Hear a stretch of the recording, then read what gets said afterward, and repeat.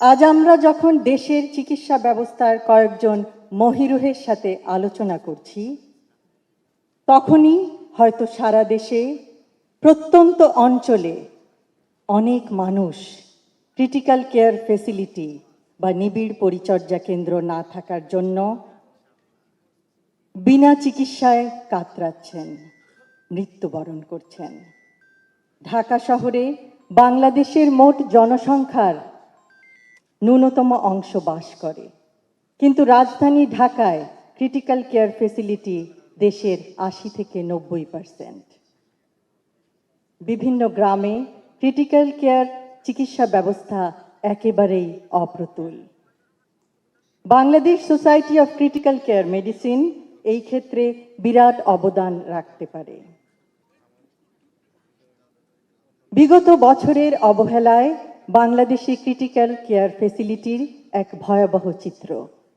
প্রতি ১ লক্ষ দেশবাসীর জন্য ক্রিটিক্যাল কেয়ার বেডের সংখ্যা ১.৭। সাধারণ হাসপাতাল বেডের সংখ্যা ১ লক্ষ দেশবাসীর জন্য মাত্র ৯টি। ৬৪ জেলার মধ্যে ৩৮টি জেলায় স্থানীয় হাসপাতালে কোনো ক্রিটিক্যাল কেয়ার বা নিবিড় পরিচর্যা কেন্দ্র নেই। দেশের ৮০ থেকে ৯০% ইন্টেন্সিভ কেয়ার ইউনিট রাজধানী ঢাকায় অবস্থিত, কিন্তু ক্রিটিক্যাল কেয়ার ইউনিটগুলি মূলত বড় শহরের হাসপাতালগুলিতে। আমাদের ৬৮ থেকে ৭০% দেশবাসী বাস করে গ্রামাঞ্চলে।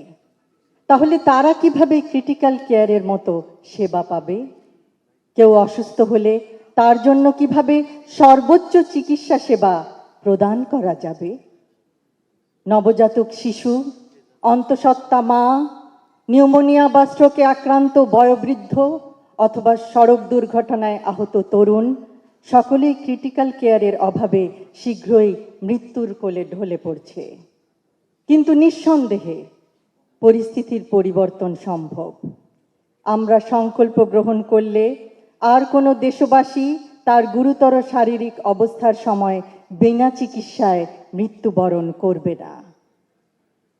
সকলে একসাথে কাজ করার মাধ্যমে, সুষ্ঠু পরিকল্পনা বাস্তবায়নের মাধ্যমে ক্রিটিক্যাল কেয়ার ইউনিটের সংখ্যা বাড়ানো সম্ভব। ক্রিটিক্যাল কেয়ার ইউনিট কম থাকায় কিছু ক্ষেত্রে চিকিৎসকবৃন্দ নিরুপায় হয়ে পড়েন। উপরন্তু দেশে স্পেশালিস্ট ইন্টেন্সিভিস্টদের সংখ্যা কম। অ্যানেস্থেটিস্ট, কার্ডিওলজিস্ট, নিউরোলজিস্ট অনেক ক্ষেত্রে ক্রিটিক্যাল কেয়ারের দায়িত্বে থাকেন। এক্ষেত্রে আরও বিশেষজ্ঞ প্রয়োজন, আরও ট্রেনিংপ্রাপ্ত নার্স প্রয়োজন, আরও বিশেষায়িত ইকুইপমেন্ট প্রয়োজন, আরও ক্রিটিক্যাল কেয়ারের ইউনিট প্রয়োজন, আরও ওয়েল ইকুইপড অ্যাম্বুলেন্স প্রয়োজন, যেন গুরুতর অসুস্থ আহত রোগীকে প্রত্যন্ত অঞ্চল থেকে ক্রিটিক্যাল কেয়ার সম্বলিত হাসপাতালে দ্রুত আনা যায়। শুধুমাত্র তাহলেই আমরা আরও বেশি সংখ্যক রোগীকে ক্রিটিক্যাল কেয়ার ইউনিটে চিকিৎসা প্রদান করতে পারব। দেশ হিসেবে আমরা জনসংখ্যায় বিশাল, কিন্তু সামর্থ্য সীমিত। তবুও এই বাস্তবতায় সঠিক পথ বের করতে হবে গুরুতর আহত অথবা গুরুতর অসুস্থ রোগীদের চিকিৎসা প্রদান করার জন্য। দূরত্ব ও যানবাহন আরেকটি বিরাট অন্তরায়। অ্যাম্বুলেন্স সুষ্ঠুভাবে প্রস্তুত না থাকলে তা বরং রোগীদের জীবনের ঝুঁকি বাড়াবে।